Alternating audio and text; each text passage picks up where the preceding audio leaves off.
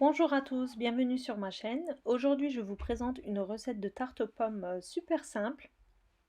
Je réalise la pâte aussi moi-même, mais c'est vraiment super simple à faire. N'hésitez pas à la reproduire chez vous aussi. Et si vous n'êtes toujours pas abonné à ma chaîne, n'hésitez pas à vous abonner ainsi qu'à activer la petite cloche, comme ça vous aurez les notifications dès que je publie des nouvelles recettes. Donc si vous le souhaitez, on peut passer à la recette. Alors pour la pâte, on va faire une pâte, on va dire sablée entre guillemets. Pour cela, j'utilise environ 100 g de beurre mou, à peu près 60 g de sucre, un sachet de sucre vanillé, un œuf.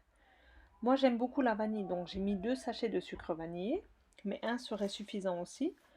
Je pétris le tout jusqu'à qu'on obtienne une pâte assez mousseuse. Ensuite, je rajoute progressivement la farine et la moitié d'un sachet de levure chimique. Et je commence à pétrir du bout des doigts jusqu'à ce que la pâte ne colle plus. J'utilise environ 2 verres de farine, 2, 2,5. Tout dépend de la qualité de votre farine, de votre beurre, le gramme de votre œuf, etc. Donc, je le fais toujours à l'œil, comme vous le voyez. Mais le seul point à faire attention, c'est de ne pas rajouter la farine d'un coup. C'est comme si on fait une pâte à biscuit en fait. Donc je verse environ 2 verres, alors que les verres que j'utilise c'est 200 ml. Donc l'équivalent de 2 verres à eau de farine, voire un petit peu plus. J'utilise un moule à charnière de 32 cm, mais 28 cm ça fait l'affaire aussi, ou alors un plat à tarte classique. J'aplatis la pâte avec les doigts en faisant remonter les bords, comme vous le voyez, et je les aplatis avec le bout de mes doigts, comme ceci. Et j'égalise bien les bords pour avoir des bords bien nets.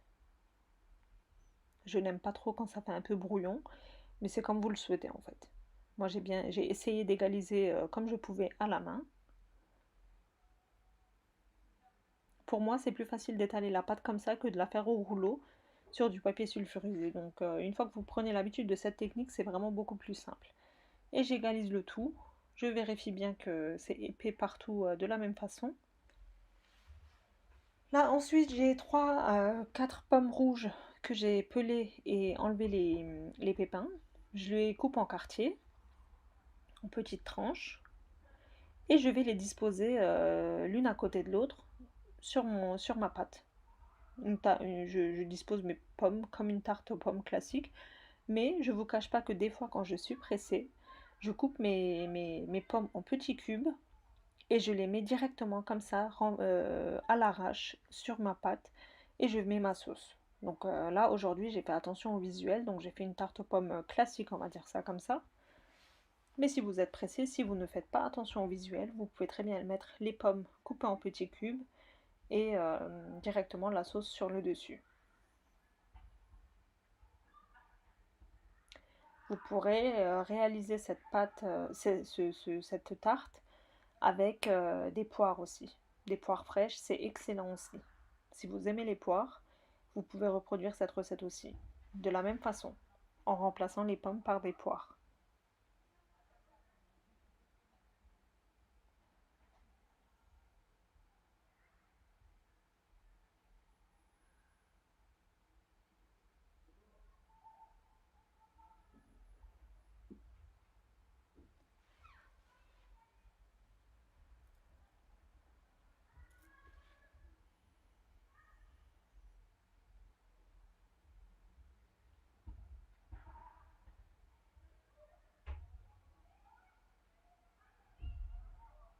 Voilà, j'ai mis toutes mes pommes comme ceci.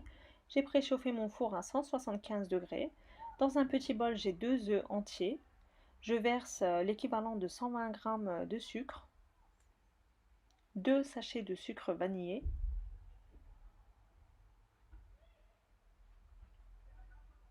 deux briques de crème liquide entière, c'est-à-dire 400 ml. Vous pouvez très bien remplacer juste une brique avec un petit verre de lait si vous n'aimez pas trop la crème, mais je trouve que la crème se marie bien avec cette tarte. Et ensuite, je verse un sachet de pudding chantilly. Mais si vous ne trouvez pas le pudding chantilly, vous pouvez très bien mettre du pudding à la vanille. On fouette le tout jusqu'à qu'il n'y a plus de grumeaux.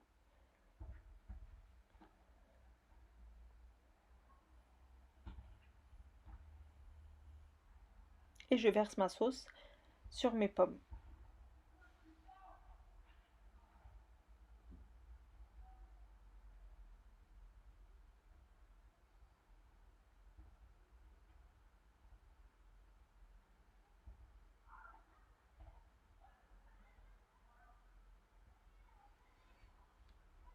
Et mon gâteau est prêt à aller au four. Comme je disais, j'ai préchauffé mon four à 175 degrés. Je l'enfourne pour environ 45 minutes. Mais bon, tout dépend de votre four. Il faut que vous ayez une belle dorure.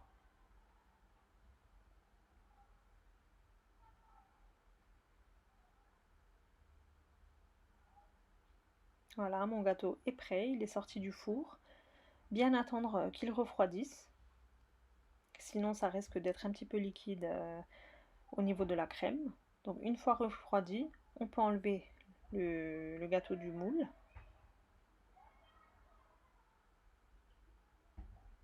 Et vous voyez, la pâte aussi, elle a bien doré. On a une belle couleur, c'est bien croustillant.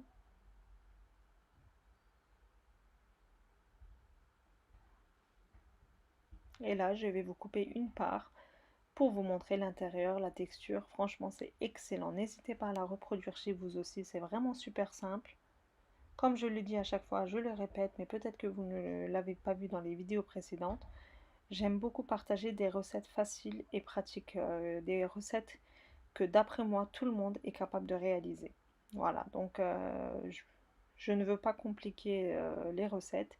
J'essaie de les faire de manière assez simple pour que tout le monde puisse comprendre et faire facilement chez soi. Voilà, j'espère que cette vidéo vous aura plu aussi. Comme je le disais, n'hésitez pas à reproduire cette recette chez vous. J'attends vos retours avec impatience. Bon, si vous n'êtes toujours pas abonné à ma chaîne, n'hésitez pas à le faire. C'est tout pour moi pour aujourd'hui. Je vous dis à bientôt pour une prochaine recette. Bye bye!